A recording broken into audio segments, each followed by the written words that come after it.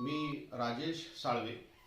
विद्यार्थ्यांनी दर्जेदार अभ्यास कसा करावा या विषयाला आपण घेऊन आलो आहेत. आज आपल्यासोबत आहेत विद्यार्थ्यांचे मार्गदर्शक डॉक्टर शिवशंकर गोरे सर, की जे PhD झालेले आहेत आणि अनेक विद्यार्थ्यांना ते मार्गदर्शन करतात.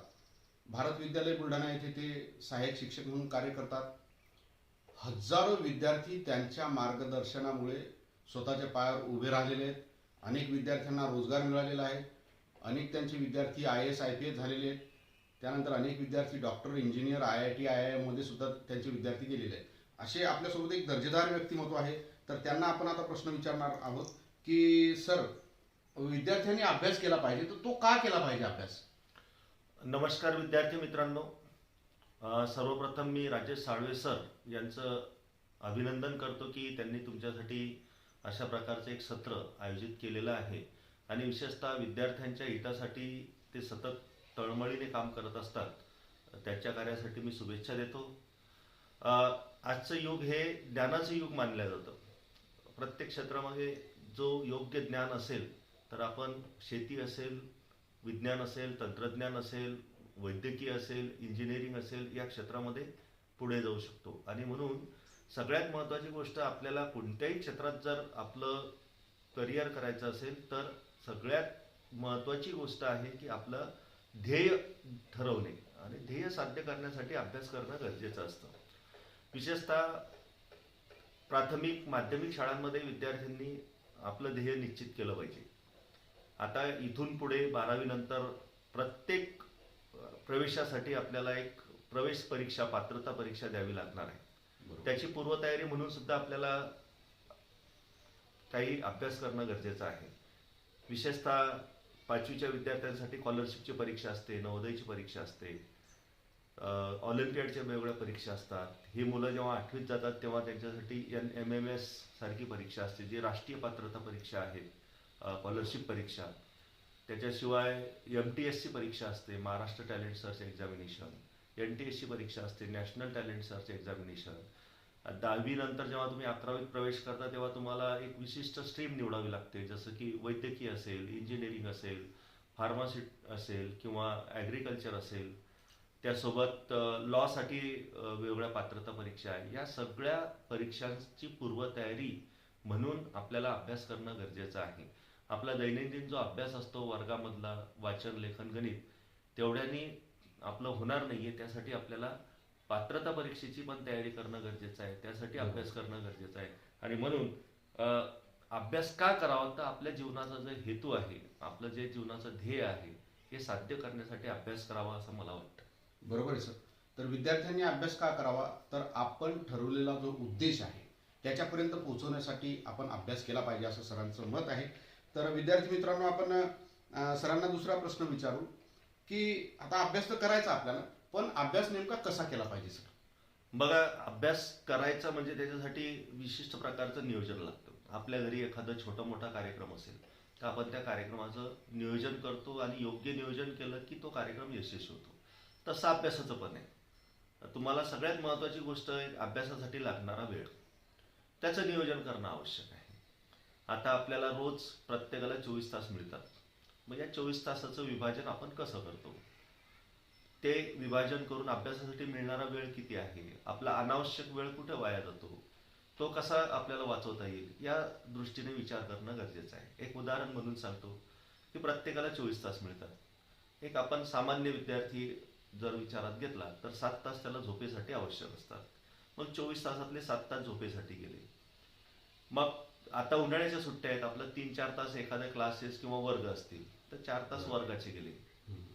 2 तास आपलं दैनंदिन कार्यक्रम असतात, सकाळचं जेवण, संध्याकाळचं जेवण, आंघोळ, चहा, पाणी, नाश्ता. 2 तास समजा तुम्ही करमणुकीसाठी दिले, जसं की मोबाईल, TV. तर असा जर विचार केला, 7 आणि 4 11 आणि 4 15, 1 तास आणखी आपण इतर कामासाठी दिला तर आपल्याजवळ साधारणपणे 8 तास उरतात. मग या 8 तासाचं नियोजन कसं करावं लागेल आपल्याला? तर सलग कोणताही विद्यार्थी 8 तास अभ्यास करू शकत नाही. जर प्रयत्न केला तर तेही शक्य आहे की सलग 8 तास अभ्यास करणं, पण त्याला हळूहळू आपल्याला वेळ वाढवत न्यावा लागेल. म्हणून आपण 2-2 तासाचे जर काही असे गट केले आणि 2-2 तासाला एक एक विषय, अशा पद्धतीने जर आपण वाचन करत गेलो, लेखन करत गेलो, गणित सोडवत गेलो, बुद्धिमत्तेचे प्रश्न सोडवत गेलो, तर हळूहळू अभ्यासाची आपल्याला सवय लागते आणि आपण अभ्यास करायला लागतो. खरं तर अभ्यासाची सवय लागणं महत्त्वाची. यासाठी सगळ्यात महत्त्वाची गोष्ट अशी आहे की विद्यार्थ्यांची स्वतःची मनाची इच्छा असणं गरजेचं आहे. दुसरी महत्त्वाची गोष्ट की विद्यार्थी ज्या घरामध्ये राहतो त्या घरातल्या पालकांची भूमिका खूप महत्त्वाची आहे. पालकांनी सुद्धा विद्यार्थ्यांना अभ्यास करण्यासाठी प्रोत्साहित केलं पाहिजे, त्यांना मदत केली पाहिजे, त्यांना वातावरण तयार करून दिलं पाहिजे. केवळ अभ्यास कर म्हणून असं सांगून चालणार नाही, तर तो योग्य पद्धतीने अभ्यास करतो की नाही करतो हे पण पाहणं गरजेचं आहे. आता केवळ पुस्तकं वाचणे म्हणजे अभ्यास नाही, तर आपल्या आजूबाजूला घडणाऱ्या घटनांचं निरीक्षण करणं पण अभ्यास आहे. बरोबर. सोबत वर्तमानपत्राचं वाचन करणं पण अभ्यास आहे. अभ्यास म्हणजे काही असं आपण विशिष्ट खोलीमध्ये बसलो आणि खूप मोठं वाचन केलं म्हणजे अभ्यास आहे असं नाही. तर परिसराचं निरीक्षण करणे, वाचन करणे, दर्जेदार साहित्याचं वाचन करणे, आपल्याला प्रेरणा देणाऱ्या पुस्तकांचं वाचन करणे, प्रेरणा देणाऱ्या चरित्रांचं वाचन करणे, ह्या सगळ्या गोष्टी पण महत्त्वाच्या आहेत. साधारणपणे असं लक्षात आलेलं आहे की विद्यार्थ्यांकडे कोरोनानंतर शब्दसंग्रह नाही, व्होकॅब्युलरी नाही, इंग्रजी भाषेचा नाही, मराठी भाषेचा नाही, त्याच्याशी संबंधित असलेले शब्द, विज्ञानाशी संबंधित असलेले शब्द, इतिहास भूगोलाशी संबंधित असलेले शब्द विद्यार्थ्यांकडे नाही. याचं कारण असं आहे की विद्यार्थ्यांचं वाचन थांबलेलं आहे. बरोबर. मग या काळामध्ये आपल्याला वाचन करता येईल. नवीन 5 शब्द रोज इंग्रजीमधले, 5 मराठीमधले आपल्याला शिकता येतील, त्याचं वाचन करता येईल, ते लिहून काढता येईल, त्याचा वापर करता येईल. म्हणजे अशा पद्धतीने आपण अभ्यास करणं गरजेचं आहे. म्हणजे एकंदरीत सार या गोष्टीचा असा आहे की आकलनासाठी अभ्यास करा, म्हणजे समजून घेण्यासाठी अभ्यास करा. मग आकलनाची पुढची पातळी आहे उपयोजन. म्हणजे जे आपल्याला समजलं ते आपल्याला योग्य पद्धतीने मांडता येतं की नाही. गणित मला समजलं पण ते सोडवता येतं की नाही, आकृती मला समजली पण ती काढता येते की नाही, यासाठी कौशल्याची पण गरज असते. आणि म्हणून अभ्यासाचे टप्पे करू आपण. पहिला आहे ज्ञान, म्हणजे फक्त वाचन करणे, मग त्याची पुढची पातळी आकलन म्हणजे समजून घेणे. मग त्याची पुढची पातळी आहे उपयोजन, म्हणजे त्याला प्रत्यक्षात वापरता येणे. आणि त्याच्या पुढची पातळी आहे तुम्हाला योग्य वेळी ते वापरता येणे. म्हणून ह्या सगळ्या गोष्टी अभ्यासाच्या पातळ्या आहेत. त्या पातळीनुसार आपण अभ्यास करावा असं मला वाटतं. अगदी बरोबर आहे सर. तर विद्यार्थी मित्रांनो, सरांनी अभ्यास नेमका कसा केला पाहिजे याबद्दल खूप सुंदर विवेचन केलं. तर त्यामधले 2 मुद्दे खूप महत्त्वाचे आहेत की अभ्यासाचं नियोजन असलं पाहिजे आणि त्याच्यामध्ये कन्सिस्टन्सी असली पाहिजे आणि सातत्य असलं पाहिजे. फार फार धन्यवाद सर. दुसऱ्या प्रश्नाचं उत्तर खूप छान पद्धतीनं विद्यार्थ्यांना समजेल असं दिल्याबद्दल. त्यानंतर मी तिसरा प्रश्न विचारतो सर तुम्हाला, की अभ्यास करताना नेमकी कशाची आवश्यकता आहे? बघा, अभ्यास करा, अभ्यास म्हटलं केला की तसा होत नाही. बरोबर. तर विद्यार्थ्यांमध्ये काही गोष्टी त्यांनी स्वतःहून विकसित केल्या पाहिजे. अभ्यास करण्यासाठी सगळ्यात महत्त्वाची गोष्ट लागते आत्मविश्वास, की मला हे येतं, मी करू शकतो, मला जमू शकतं. हा विश्वास येणं फार महत्त्वाचं आहे. बरोबर. नाही तर बरेचसे विद्यार्थी गणित, विज्ञान सारख्या विषयाला घाबरतात. कारण काय, तर त्याच्यामध्ये आत्मविश्वासाचा अभाव असतो.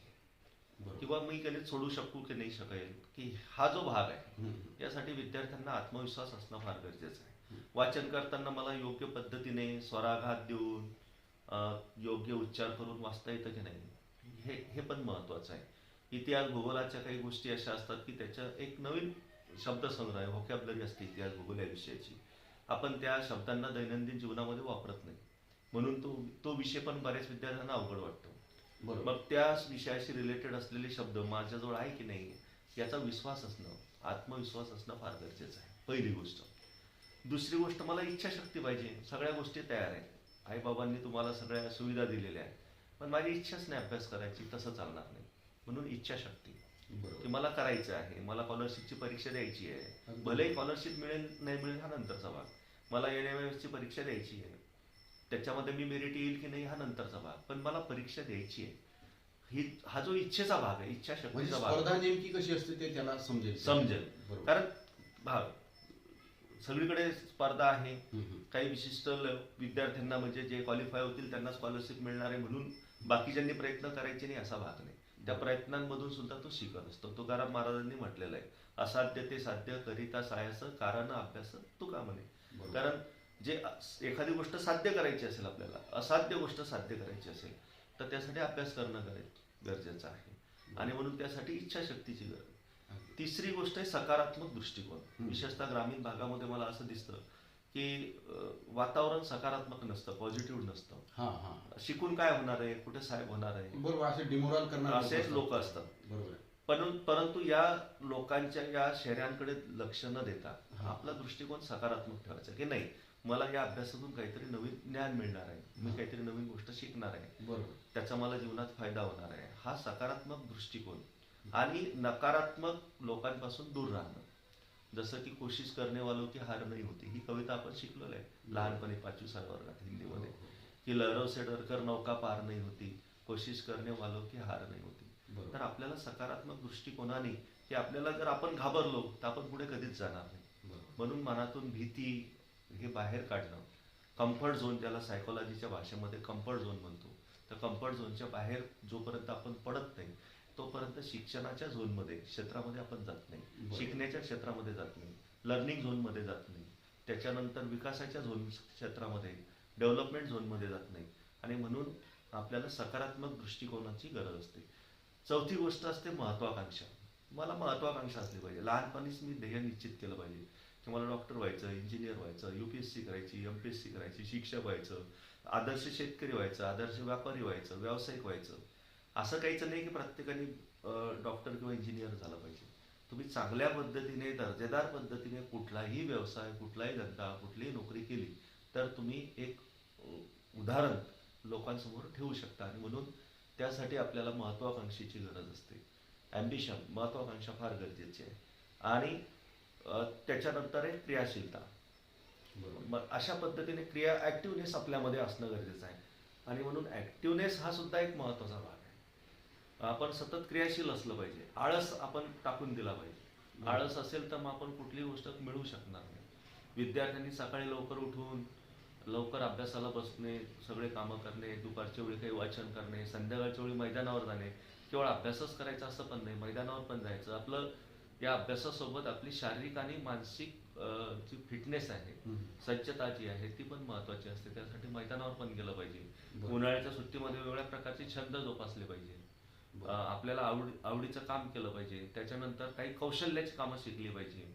उन्हाळ्याच्या सुट्टीमध्ये आपण शेतामध्ये जात असू तर शेतामधल्या काही कामाची विभागणी केली पाहिजे, ते करून बघितलं पाहिजे. मुलींनी आईला घरामध्ये स्वयंपाकामध्ये मदत केली पाहिजे. म्हणजे ह्या सगळ्या गोष्टी लाईफ स्किल म्हणजे जीवन कौशल्याशी संबंधित आहे. म्हणजे आपण जीवन जगत असताना या सगळ्या गोष्टीची आपल्याला गरज असते. आणि म्हणून विद्यार्थी असताना, विद्यार्थी दशेमध्ये या गोष्टी आपण शिकल्या पाहिजे. आणि म्हणून त्याला मी असं म्हणतो की आईस्क्रीम प्रत्येकाजवळ असलं पाहिजे. आईस्क्रीम म्हणजे आ फॉर आत्मविश्वास, बरोबर. स म्हणजे सकारात्मक दृष्टिकोन, ई म्हणजे इच्छाशक्ती, म म्हणजे महत्वाकांक्षा, क्री म्हणजे क्रियाशीलता. असं या पासून आईस्क्रीम हा शब्द बनतो. आणि हा आईस्क्रीम शब्द लक्षात ठेवायचा की आत्मविश्वास, इच्छाशक्ती, सकारात्मक दृष्टिकोन, क्रियाशीलता आणि महत्वाकांक्षा ह्या गोष्टी फार महत्त्वाच्या आहेत. आणि म्हणून जी लहरों से डरकर नौका पार नहीं होती, कोशिश करने वालों की हार नहीं होती, हे वाक्य नेहमी लक्षात ठेवायचं. चांगले चरित्र वाचा. ज्यांनी अतिशय विपरीत परिस्थितीमध्ये स्वतःचं व्यक्तिमत्व घडवलं त्या लोकांचे चरित्र उन्हाळ्यात सुट्टीत वाचा. त्यामुळे तुम्हाला त्याचा निश्चित फायदा होईल आणि तुम्ही एका विशिष्ट ध्येयाकडे मार्गक्रमण कराल. अगदी बरोबर सर. आदरणीय डॉक्टर गोरे सरांचे फार फार धन्यवाद. सरांनी खूप सुंदर पद्धतीने हे मार्गदर्शन केलं. तर विद्यार्थी मित्र, अशा दर्जेदार व्हिडिओ तुम्हाला जर बघायचे असतील तर तुम्ही राजेश साळवे 1975 नावाचं हे चॅनल सबस्क्राईब करा आणि बेल आयकॉन दाबा आणि हे ऐका. धन्यवाद विद्यार्थी मित्र.